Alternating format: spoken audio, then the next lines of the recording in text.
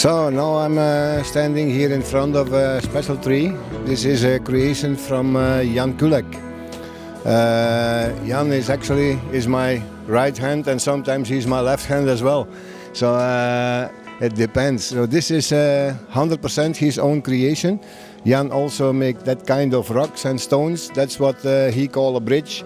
A bridge is something, a slab that you can put upside down.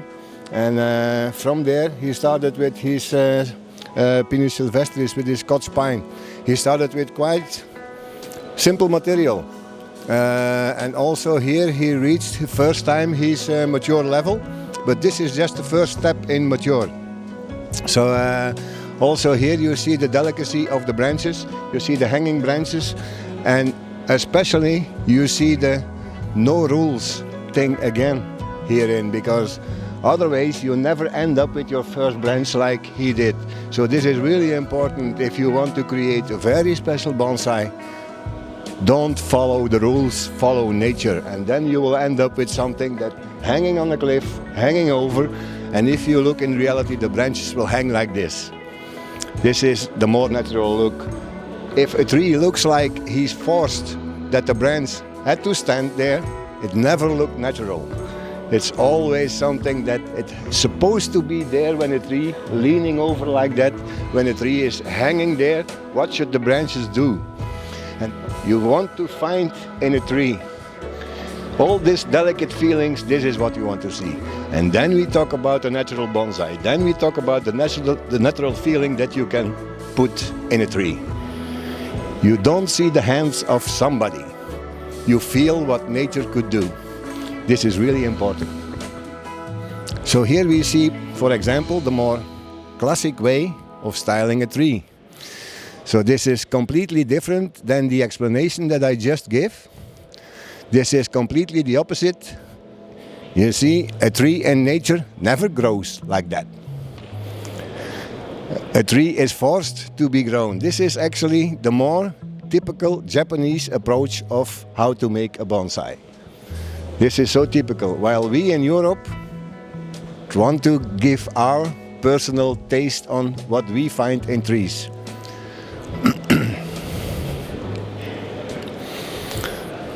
So there are many big trees this year. So we had a special lineup of bigger pieces.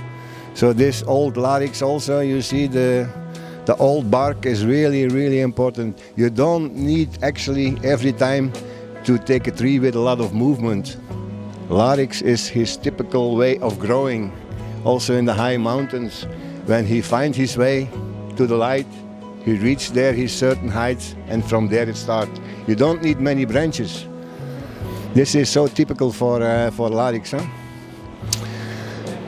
In my personal opinion, if we talk about European junipers, this Sabina is one of the best.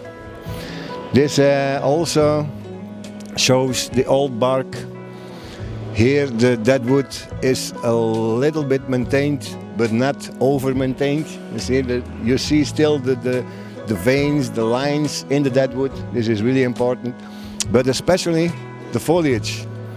The foliage, with many bonsai enthusiasts, should prune in that, should clean in that, and should keep that foliage in pads and make that open structure. This is actually again that kujushi feeling that comes here forward.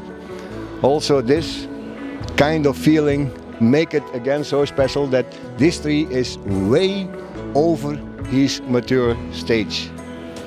And this is what we calling then a real old bonsai. Those kind of trees you only find back in Japan in the older gardens like Tomio Yamada and the guys that had really the old trees, keep them not so sharp. This is a good example, but with European material. And on the other hand, you take a really top European example with a classic Japanese pot underneath. This is a good combination. Also this for European material is really top. This Texas Bacata is actually, like you can find them in Spain, but not so often. If you find a piece like that, it's quite unique. And Ruben is a real collector of top-class bonsai. Huh? This is a nice raft here, and also for Kashima it's time to maintain. The tree came in, just start to open, and now on the exhibition he's nearly open completely. So I think Enjo can start painting today. It's time. Also, this is a tree I know for a very, very long time. This tree was once in my collection, I think in 2003, 2004. And then I sold the tree, and before he had a really long branch here. The apex was going like a smaller tree, and make a smaller tree here. So this is also the decisions that new owners make on their trees. They are free to do it. So they reduce the tree more in balance, more in proportion.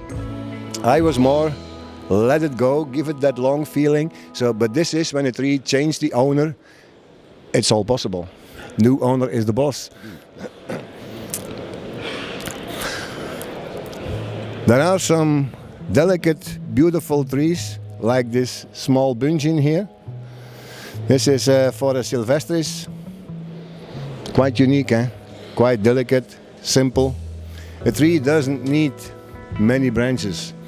And a good tree has no branches on the right place. That's a good tree.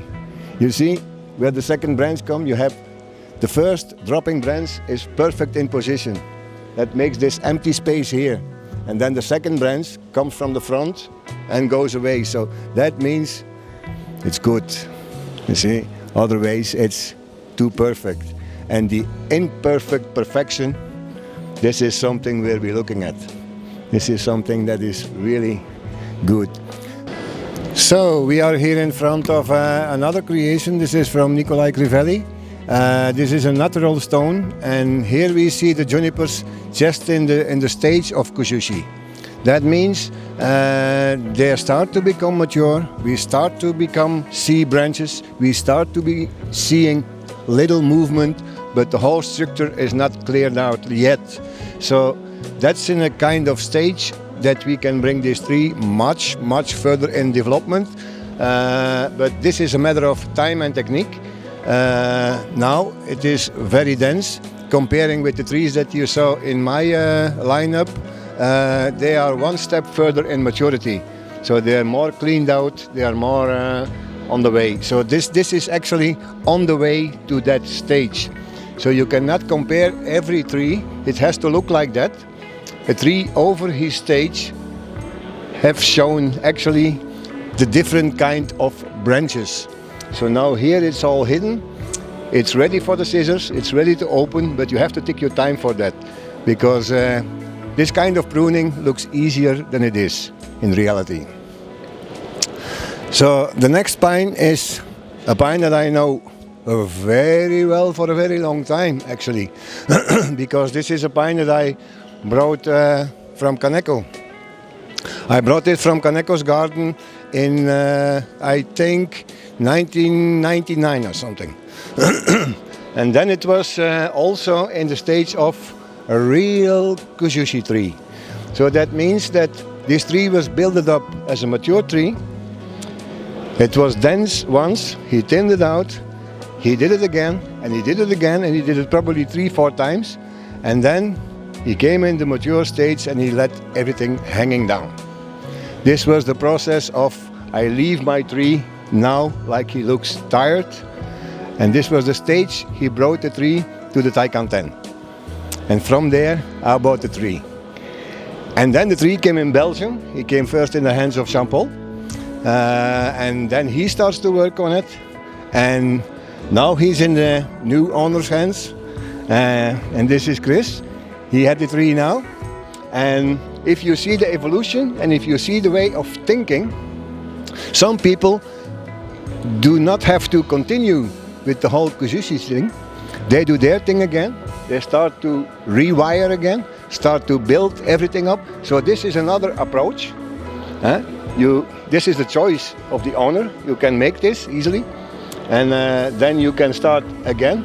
But continue with that for another 10 years.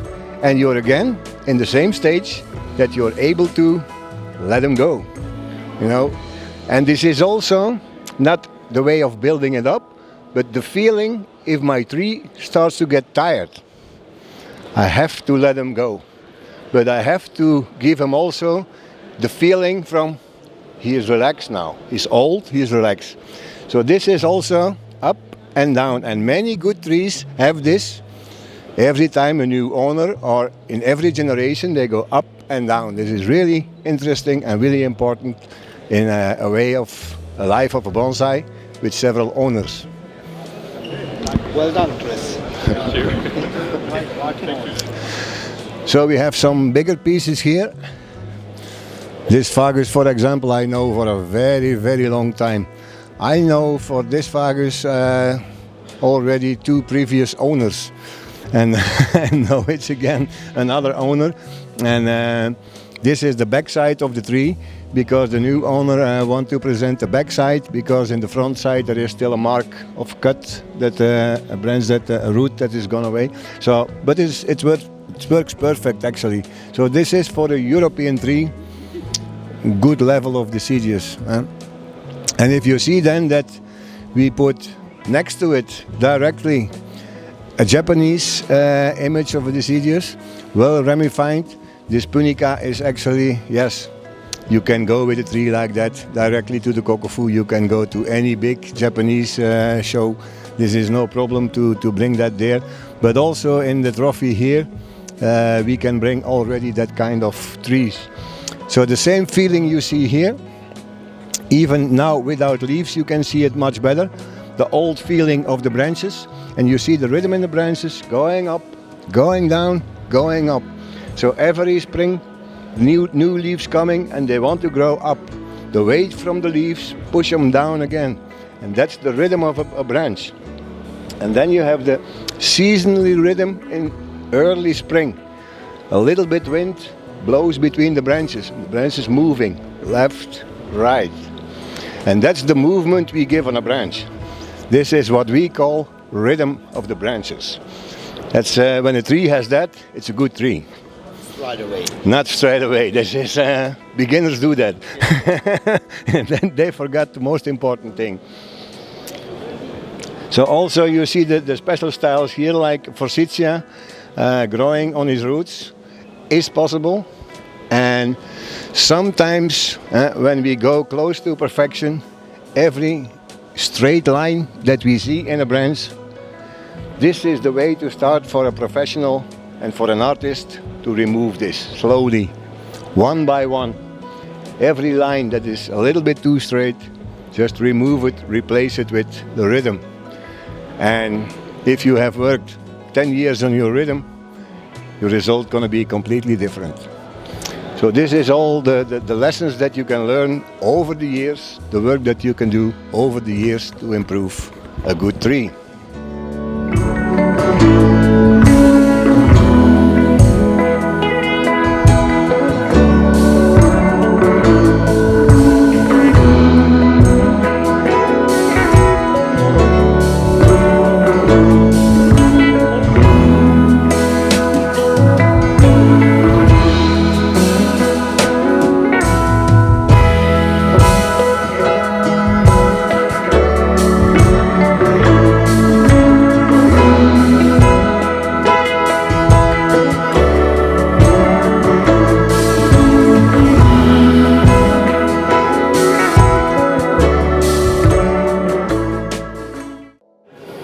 So this is a Scots pine tree that I collected in the mountains about 10 years ago. It could even be 12 years ago. When the tree was collected in the mountain, it was originally horizontal, so this was lying along the ground, and it was lying over a stone. So that's the reason why you have this wonderful angle here directly. The styling was this: all of the branches were very, very low down here. So this branch was brought up. So that branch comes all the way down here. So this is part of this branch here. One of the nice things about this tree is the needle size is very, very small. And that's a combination of very careful watering at a period when the needles are just getting hard. This tree is presented with wire, which is acceptable with pine trees, because traditionally the branches can droop a little. But for me, it's presented in a traditional Japanese style, which is not something that I normally do. So I'm quite pleased that it's confounded the critics when I turn up with something that is traditional Japanese. The pot is by Warsaw Ceramics, and that is a copy of an old Chinese pot. It's actually created a bit of controversy because it is actually a glazed pot, and pine trees are traditionally not in glazed pots. But it's nice, it's black. The table is an old Chinese table, and the jitter that it's on is quite new. But the overall presentation was nice, and I'm really happy that I made it here to the trophy with a tree from England, because it now has become quite a challenge.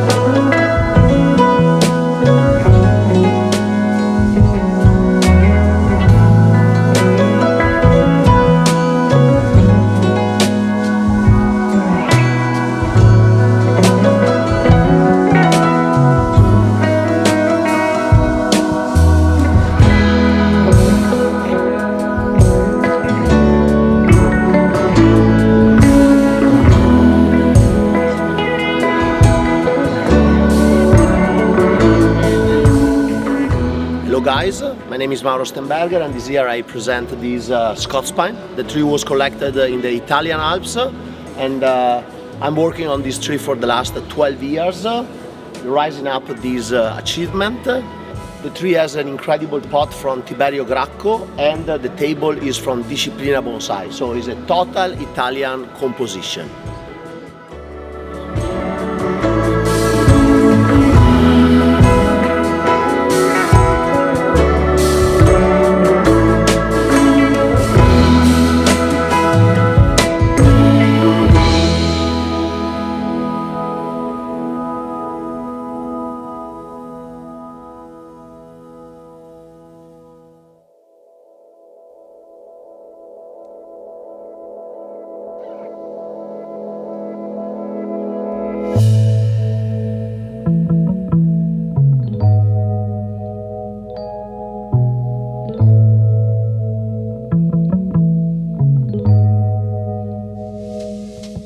Ladies and gentlemen, good afternoon.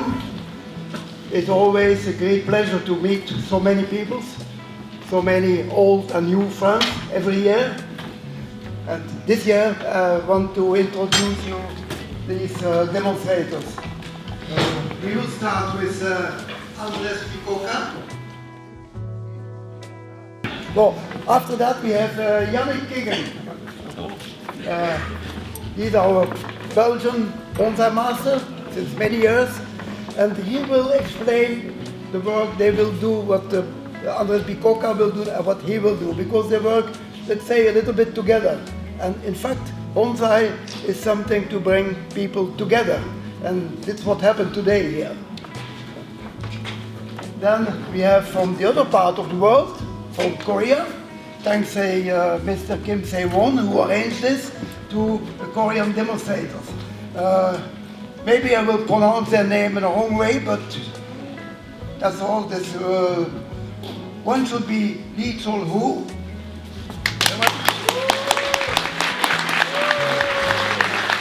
And then we have Choi Sung-hoo. Of course, fortunately they brought a translator for us, because otherwise it would be quite difficult. Oh, not But Mr. Kim speaks very well English. But the translator is Nam Yong Ho. Yeah. Okay. So if you can have applause also for the other demonstrators.